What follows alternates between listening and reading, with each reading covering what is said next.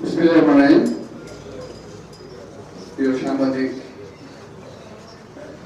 News print electronic ভাই বোনেরা, আসসালামু আলাইকুম।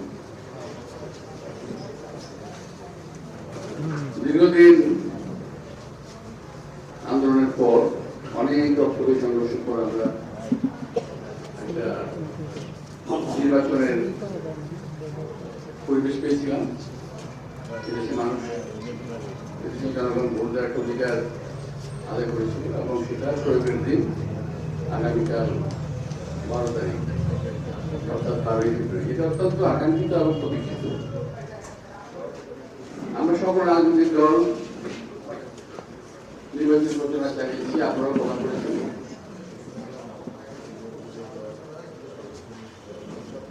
কোনো অভিযোগ নিয়ে কিন্তু কখনো আমি আপনাদের সামনে দাঁড়াইনি। আজকে আমরা সারাদিন খুব ভালো কেটেছে আমাদের। আগামীকাল নির্বাচন হবে, সমস্ত মানুষের দিনী অধিকারের আদায়ের যে আন্দোলনটা সেটা সফল হয়েছে এবং তার পরবর্তীতে আমরা আগামীকাল নির্বাচন যাচ্ছি, নির্বাচন অনুষ্ঠিত হবে। আমরা সবাই খুব সুন্দর চিত্রে এটা আমরা উপভোগ করার চেষ্টা করছিলাম। হঠাৎ করেই আমরা আমাদের একটু এটা কিভাবে বলবো, হঠাৎ করে শেষ করলো। অর্থাৎ মানুষের যে নির্বাচনের আগের দিন থেকে একটা নিজের আগে ক্লাস থাকে না, চান্দা দেওয়া হয়, তা আমরা ঠিক সেভাবে এটা উপভোগ করছিলাম। হঠাৎ করেই জানতে পারলাম যে এনসিপির এবং জামাত শিবিরের নেতা কর্মীরা বিভিন্ন কেন্দ্রে, পোলিং সেন্টারে তারা দল বলে যাচ্ছে এবং ওখানে গিয়ে তারা কি করছে এটা খুব বোঝা ডিফিকাল্ট। এটা আমরা বুঝতে পারিনি, পরে জানতে পারলাম। তখন আমাদের কর্মীরা ওখানে বিভিন্ন জায়গায় ঘেরাও করেছে, বিভিন্ন জায়গা থেকে আটক করেছে। আমি তার একটা সংক্ষিপ্ত বিবরণ আপনাদের সামনে তুলে ধরবো। একটা হলো, যেমন সন্ধ্যা 7টার সময় তারা সিদ্ধেশ্বরী বালিকা বিদ্যালয়ে প্রবেশ করেছে।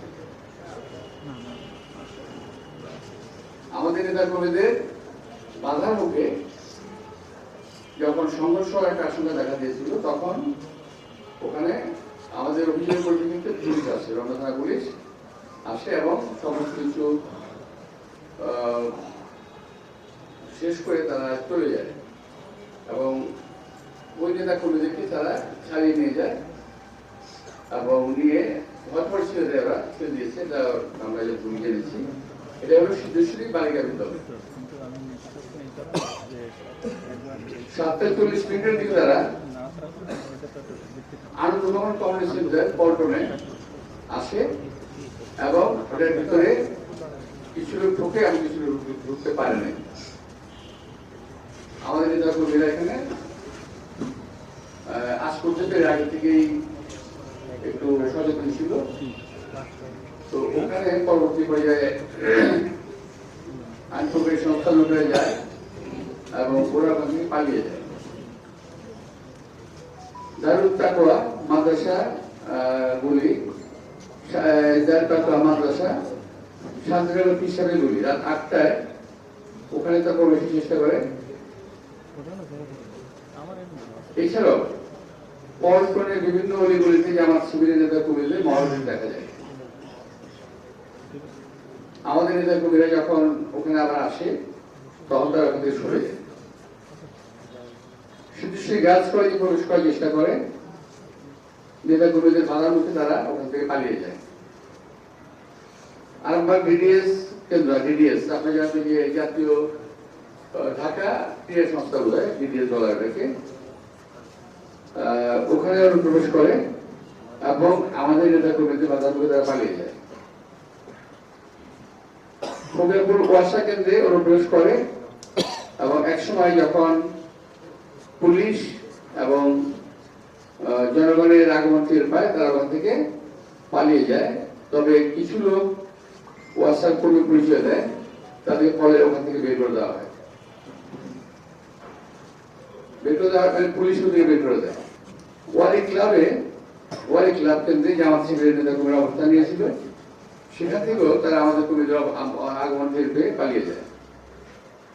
এখন ফুলপুর আরামবাড়ি বিভিন্ন ছাত্র সেই জামাত কর্মীরা সশস্ত্র অবস্থায় অবস্থান নিয়ে আছে বিভিন্ন মেস হোস্টেল, ওখানে তারা বিভিন্ন অস্ত্রশস্ত্র অবস্থান আছে। তারা সকলে বিভিন্ন কেন্দ্রে অস্ত্রশস্ত্র অবস্থান নেবে। কিছুক্ষণ আগে আপনারা আসার যখন আসছেন, অর্থাৎ ঘন্টার আগে জানতে পেরেছি আমরা 250 জন নেতা কর্মী বহিরাগতরা বিভিন্ন বাসা বাড়ি মসজিদ এবং মেসে অবস্থান নিয়েছে। সুযোগ বুঝিয়ে তারা নীলক্ষেত, বুয়েট, কাটাবন এবং ঢাকা মেডিকেল কেন্দ্র সহ অন্যান্য আশপাশের ব্যবস্থাগুলো দখল করার চেষ্টা করবে। এটা ওদের পিছনে এটা একটা পরিকল্পনা আছে। আমি ঠিক জানি না কি পরিকল্পনা, কিন্তু তারা অবস্থানের চেষ্টা করবে। এখন তারা ওখানে আছে বিভিন্ন হোস্টেল, মেস এবং মসজিদ এবং বাসাবাড়িতে আছে। আমার একটা ধারণা হলো যে আমরা এগুলো কখনো করি নাই, আমাদের করার প্রয়োজনও করে নাই, এই ব্যাপারে আমাদের কোনো অভিজ্ঞতাও নেই। তো এখন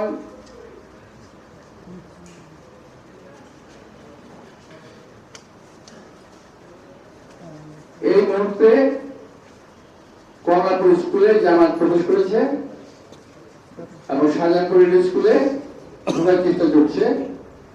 আমাদের নেতৃত্বরা অবস্থান নিচ্ছে।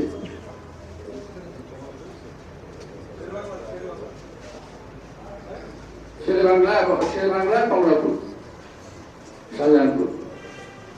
তো এই যদি অবস্থা হয়,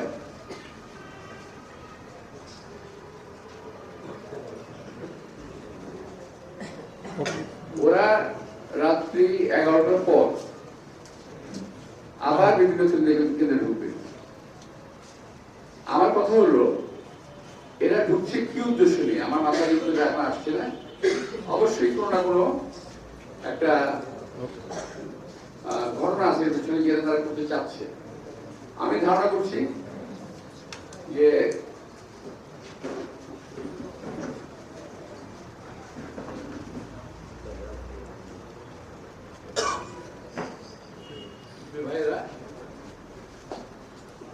নির্বাচন আগামীকাল শুরু হবে সকাল 6:30।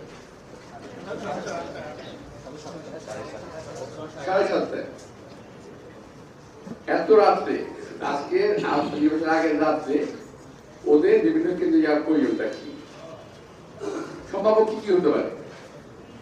এক নম্বর হলো ব্যালট বাক্স কিংবা ব্যালট পেপার কিংবা বই আগে থেকে নিয়ে আসবে, সিল মেরে নিয়ে যাবে, অথবা রাত্রে তারা ব্যালট বক্স ফুলফিল করবে, ফিল আপ করবে। এমন একটা যোগ সহজ থাকতে পারে। এ বিষয়ে আমি স্বরাষ্ট্রমন্ত্রীর সঙ্গে আমি কথা বলেছি, ওনাকে জানিয়েছি বিষয়টা। উনি বলছেন বিষয়টা দেখবেন, উনি এটা তদারকি ব্যবস্থা নেবেন। হ্যাঁ, কিছু কিছু জায়গায় আমরা খেয়াল করেছি পুলিশ অ্যাক্টিভ হয়েছে, অনেক অনেকে অ্যাক্টিভ হয় না। যেমন আমরা রমনায় সিদ্ধেশ্বরী গার্লস স্কুলে যাদেরকে ধরেছে ছেড়ে দিয়েছে। ওয়ারে ঢাকার একটি আসনে এরকমই করতে গিয়েছিল এবং তারা ধরাও পড়েছে, সাজাও হয়েছে। সেটা আপনি জানেন কিনা জানি না। যে হয়তো আজকে 11 তারিখে আনুমানিক 6:30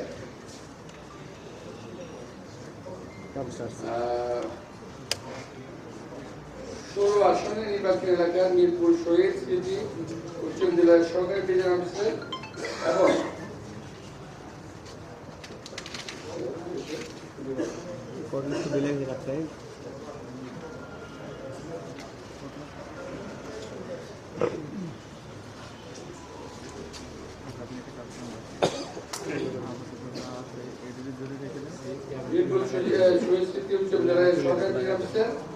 জনাব মোহাম্মদ সুমনা ইসলাম সাথে দুইজন জামাত কর্মী দেখা করতে আসেন।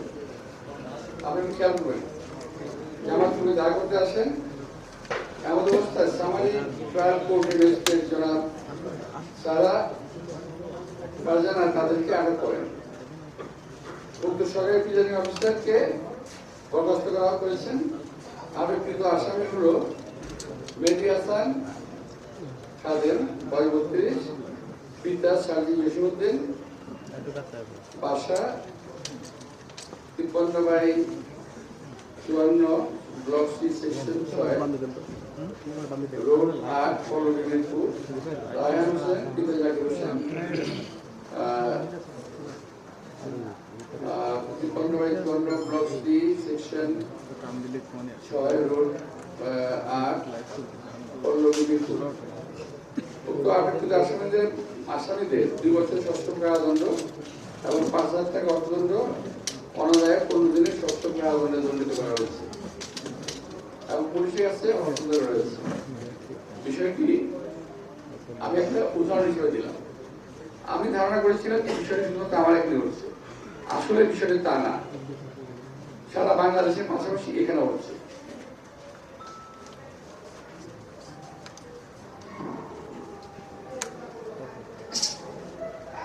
আমার এখানে যেটা হচ্ছে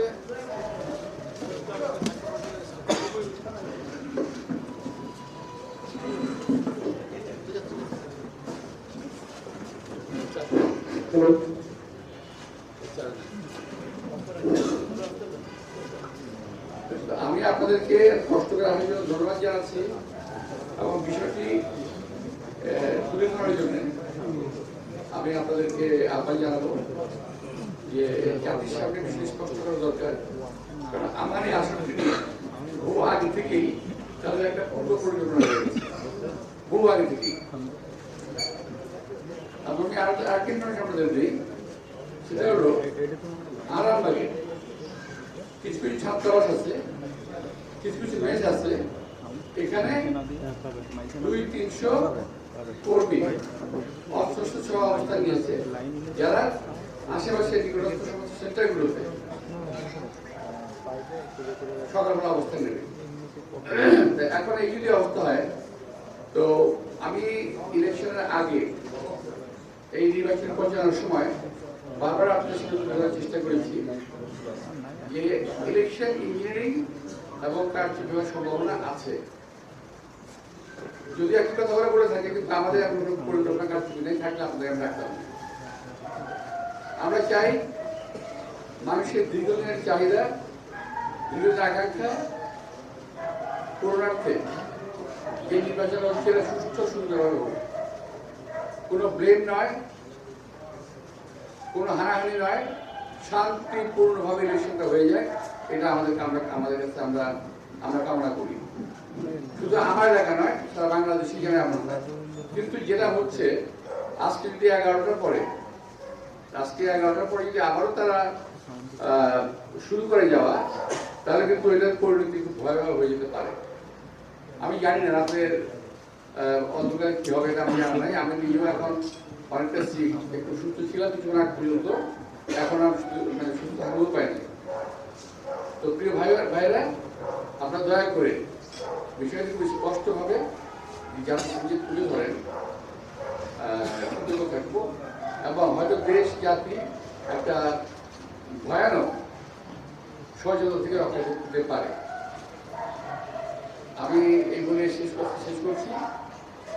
যদি আপনাদের ছোটখাটো প্রশ্ন থাকে, দিয়ে আমি উত্তর দেবো, সবার না। আমরা আশা করব যারা এই কাজগুলো করছেন, করতে চাচ্ছেন, তারা যদি বুঝে থাকেন জনগণ তাদেরকে চায় না, কারচুপির মাধ্যমে জিততে হবে, তাহলে তারা কেন নির্বাচন আসছে না? যে আমি বুঝতে পারছি না, তাদের কাছে আগ্রহ হয়নি। কারচুপি প্রস্তুতি নিয়ে যদি আমি ইলেকশনে যাই, ভোট টাকাতে প্রস্তুতি ইলেকশনে যাই, আমি যদি 2008 সালের মধ্যে ইলেকশন করতে চাই, তাহলে কেন তার ইলেকশন আসবে? আমরা চাই একটা সুন্দর, সুষ্ঠু, নিরপেক্ষ নির্বাচন হোক। আপনাদের মাধ্যমে জাতিকে বিষয়টি জানিয়ে রাখলাম এবং আমি বিশ্বাস করি সকলে কালকে ভোট কেন্দ্রে এসে যার যার ভোট অধিকার প্রয়োগ করবেন। ওখানে আইন প্রয়োগের সংস্থা লোকেরাও থাকবে, নেতা কর্মীরাও থাকবে, অনেক ভোটারের সমাগম হবে। সুতরাং নির্ভয়ে সবাই যেন কেন্দ্রে আসেন এবং ভোট দেন, যা থেকে একটি আশঙ্ক হাত থেকে, একটি সংঘাতের হাত থেকে রক্ষা করেন। আমি বিশ্বাস করি ভোটারদের উপস্থিতি সমস্ত ষড়যন্ত্রকে ব্যর্থ করে দেবে, সমস্ত চক্রান্তকে ব্যর্থ করে দেবে, এটা আমার দৃঢ় বিশ্বাস। এই যে সোশ্যাল মিডিয়ার একটা নিউজ আসছে, নারায়ণগঞ্জের আমির প্রাইমারি স্কুলে ব্যালট সহ আটক হয়েছে। একটু দেখেন